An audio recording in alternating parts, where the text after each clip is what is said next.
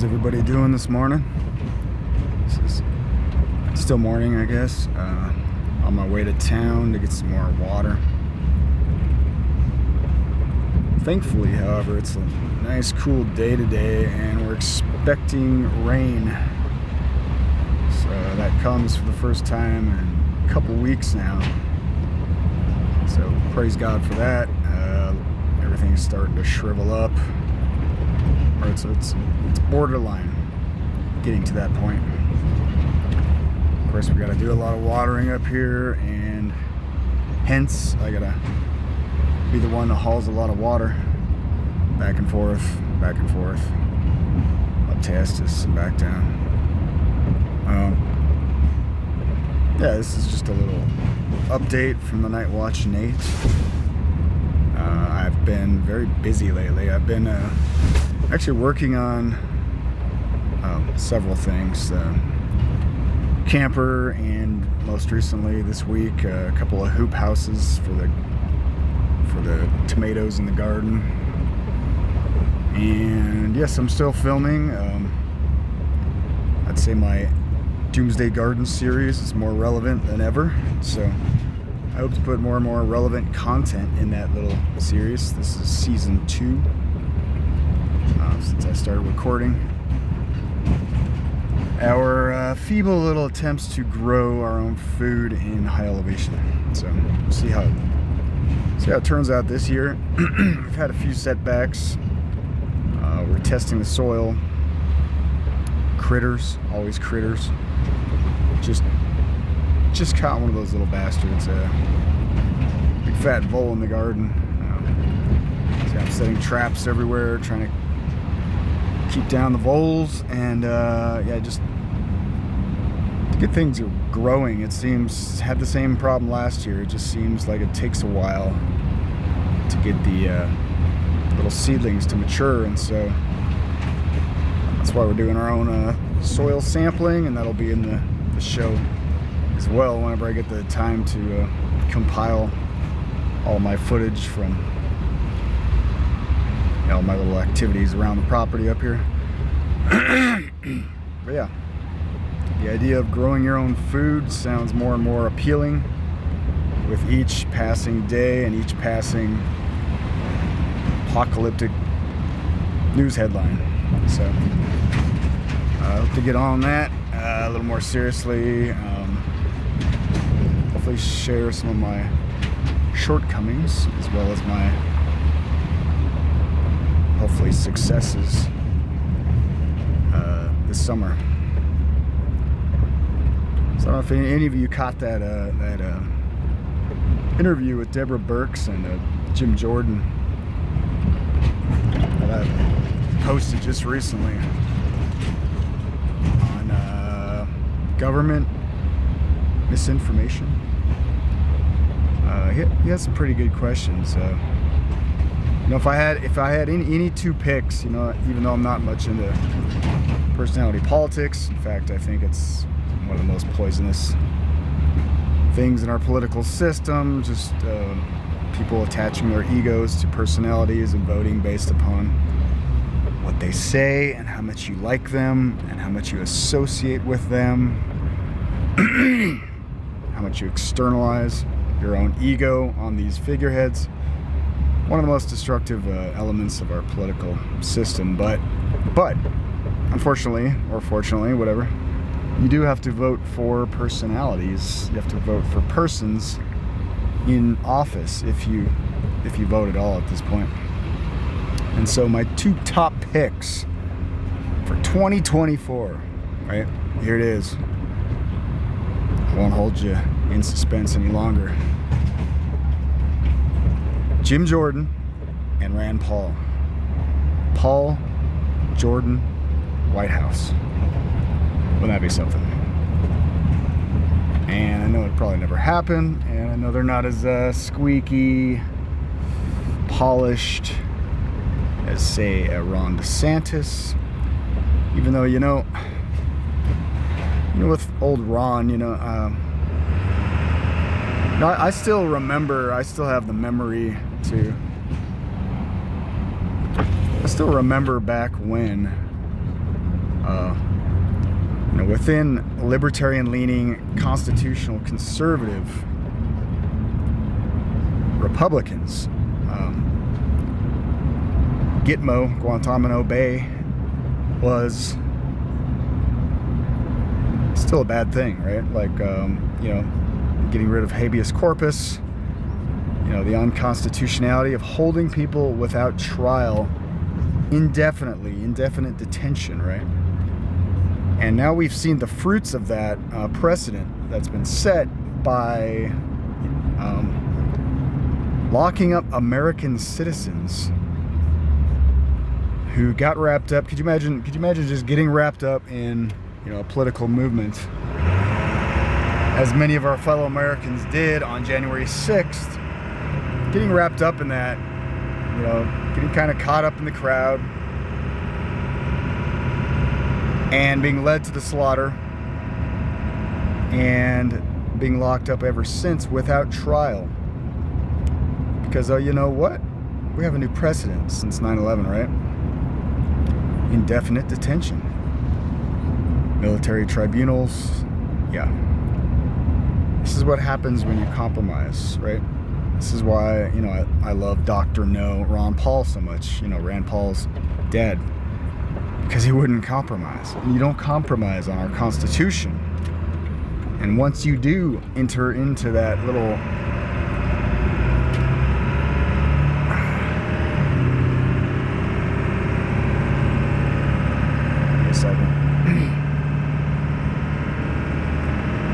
once you do enter into that little slippery water slide, I guess I'll use for the summertime analogy of no longer adhering to every principle of the Constitution. I'm just going to open up the floodgates, and as we've seen more and more and more, every one of our constitutional rights is being quickly shredded, quickly done away with, quickly set aside, even though it's at times temporary, right? Yeah, we know how temporary laws are once they get in the books. Once the government passes a legislation, we know how temporary that legislation is, right? And they pass laws by the hundreds of thousands every year. And you wonder why life seems like, man, with each passing year, we can do less and less, right? Seems like a slow, silken noose. It feels good at first, you're snuggling up in bed, little silk sheet wrapped around your body, and slowly it just kind of chokes you to death, asphyxiates you, until you're brain dead, until you have no freedoms left. So Ron DeSantis, let me get back to that. I brought up Gitmo and the unconstitutionality of all that. He was a military attorney, lawyer for all those folks in Gitmo. How much legal representation do you think that a lot of those guys, one of which I just read an article just now, got released? A lot of those people, sure, a couple of them could have been bad guys, right? But if you make exceptions for a few bad guys, and that justifies stripping away all of the rights of a few good guys, a majority, most likely, of those people were completely innocent. Okay, they're Arabs, right? Like, okay, that makes it okay, right?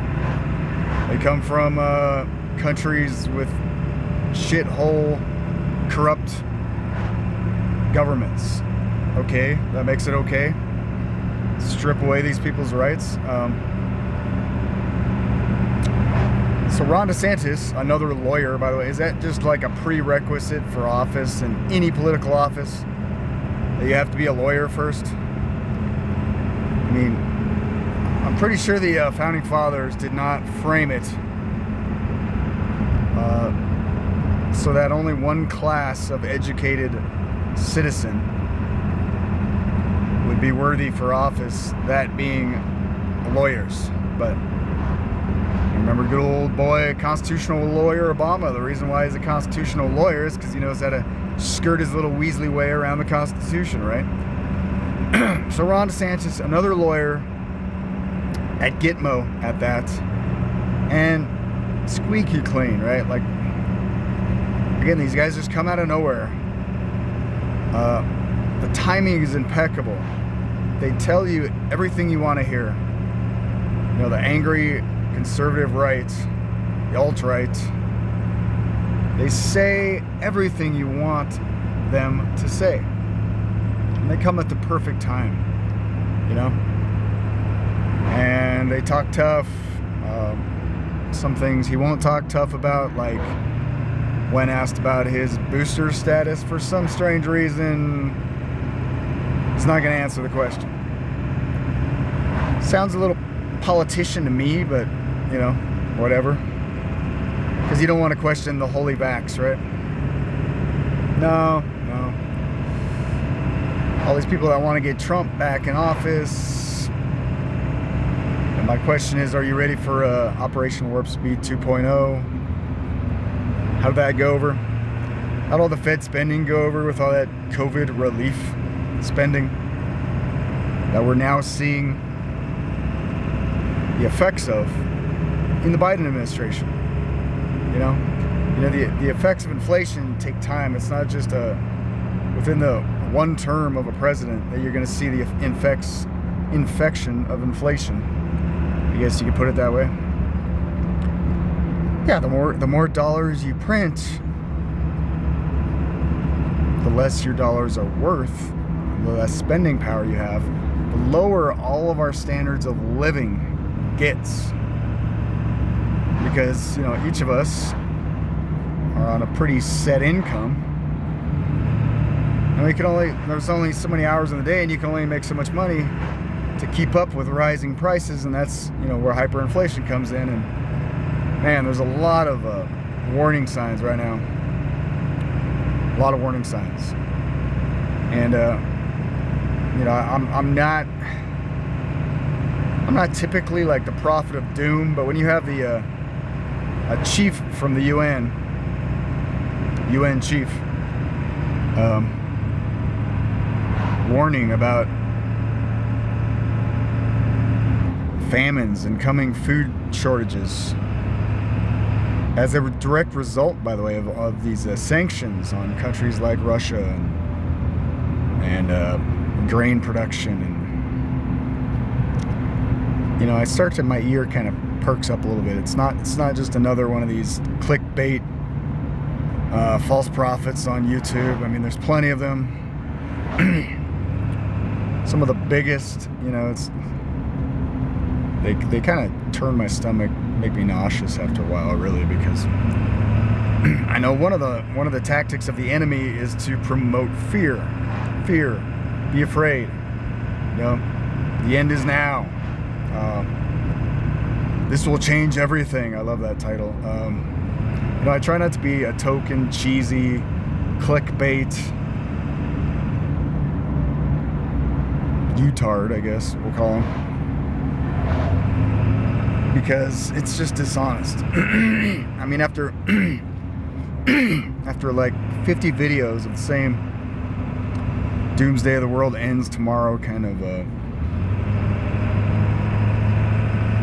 clickbait thumbnail, you know, you'd think you'd kind of lose a little credibility after a while, but apparently people's attention span or their memory is pretty short. But yeah, the more and more you connect the dots, the more and more, you know, you see, you know, herds of cattle right on the Colorado border here, wiped out from a heat wave, I guess, supposedly, Kansas border.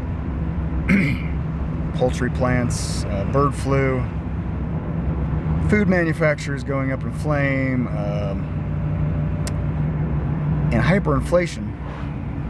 And everybody warning now, even in the cryptosphere, or whatever you want to call it, all the cryptocurrency people, even some of the top trading platforms like Coinbase, their CEO warning about a crypto winter and talks of recession. You know, could it be that we're still in a depression? We just don't want to use the big D word. And all of this booming economy is nothing other than Fed dollars pumping up a fake stock market and buying into companies, buying out companies, you know, too big to fails. Bubble. Everything's a bubble.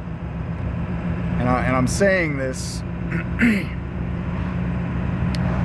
as a warning and a heads up, and I know a lot of my audience out there knows this stuff, but some of you might not, and just try to get prepared as possible and as independent from this financial system as you can, because by all metrics, by all measures, by all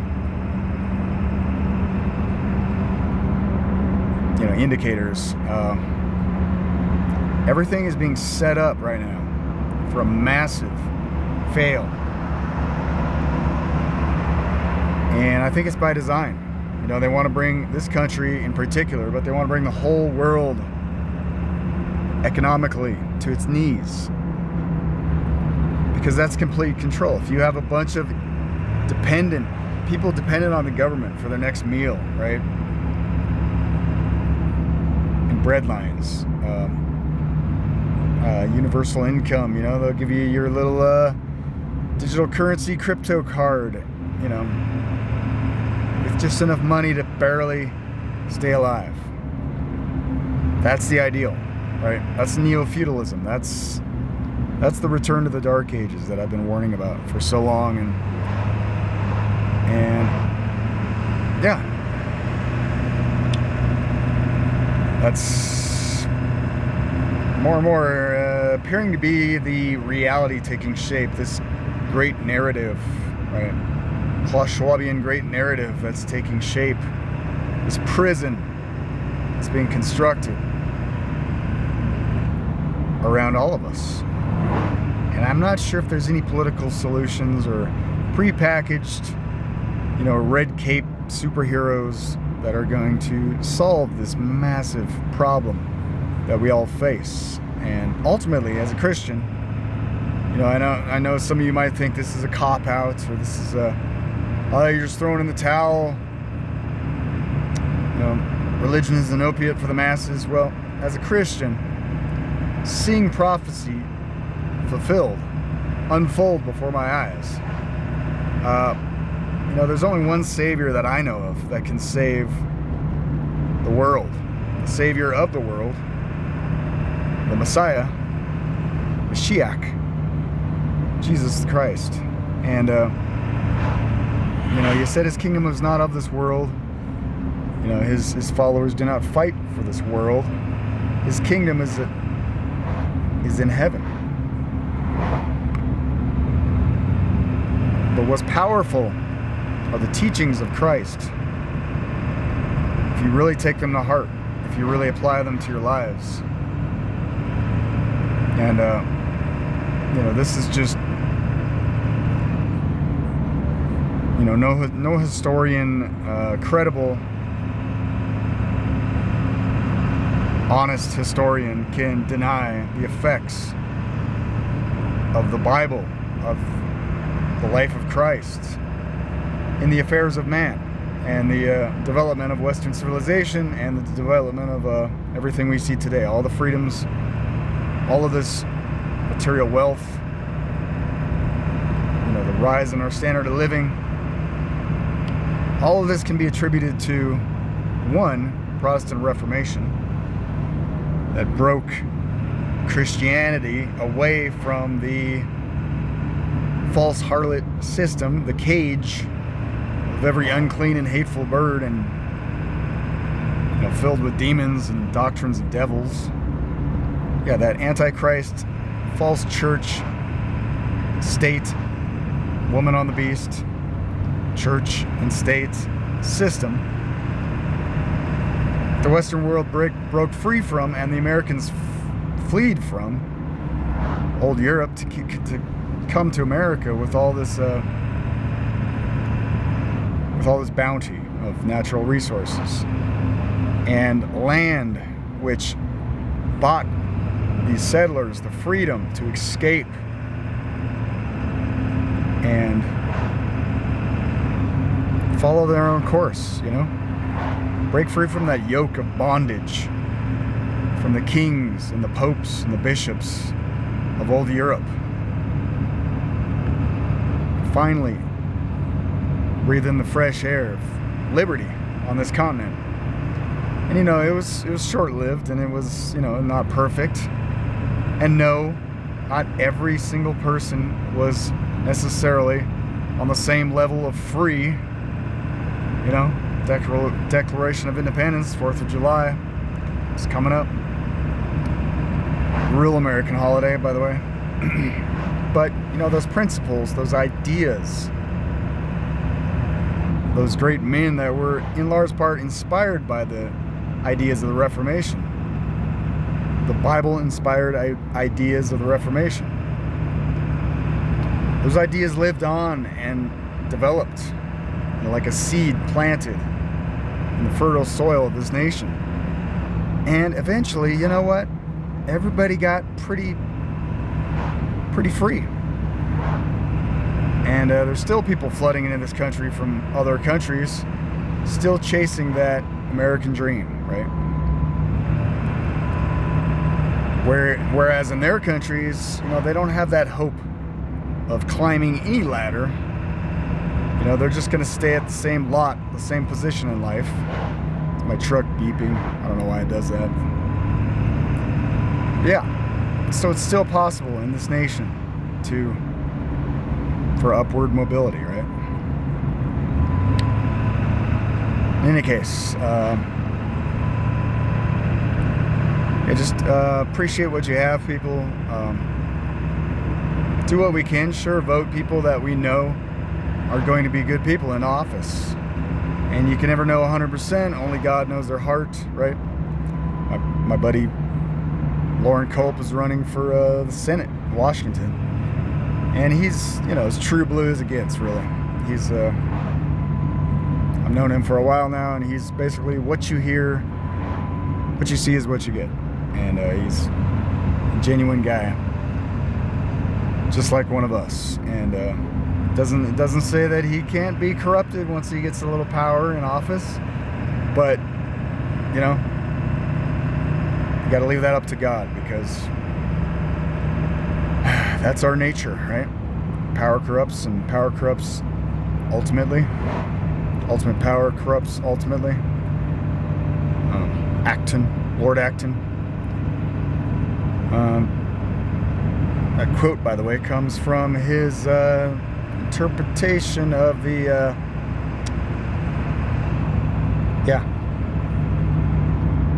papacy, Vatican. In any case, try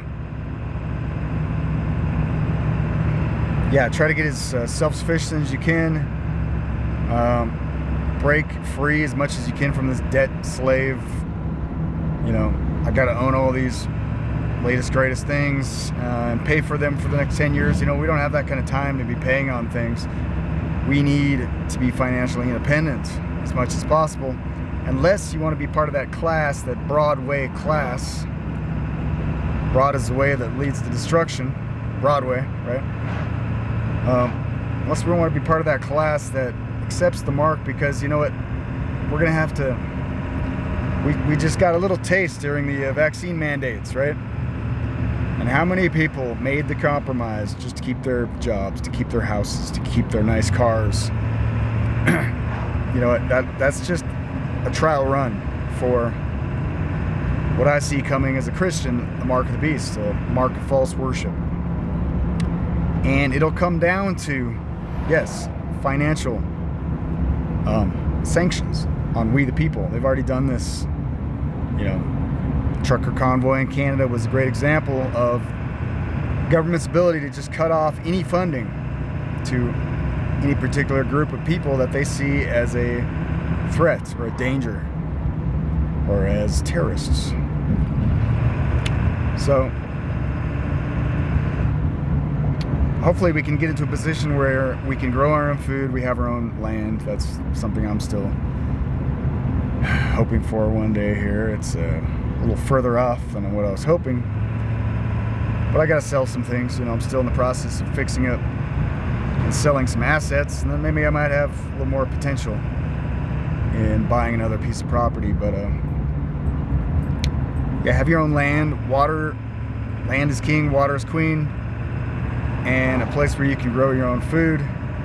And start now if you haven't, because it's a, you know, like some people might be witnessing in my little Doomsday Garden series, it's a learning process, and it's going to take a few years until, you know, you've got this little system down to where you can actually grow pretty substantial produce. And it takes a lot of work. It takes a lot of work. I'll just tell you that much. And so, yeah, you likely wouldn't have a full-time job while you're trying to feed yourself, full-time gardening, you know. So if you can make money from home, income from home while it lasts, you know, it's a great way to do it too. I try, but yeah. Most of my projects take a while till I get paid, and so just kind of scratching by in the meantime. Anyway, this is an update. I'm up in Estes. It's a very socked in, cloudy day. Show you a shot here shortly, but thanks everybody for sticking it out with me. Hopefully I'll get some time here shortly to do another, you know, like professional podcast, but it's been a while, I know, but I've been really busy, and yeah,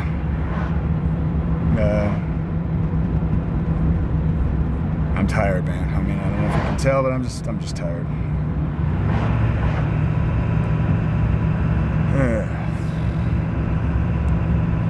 May God bless everybody.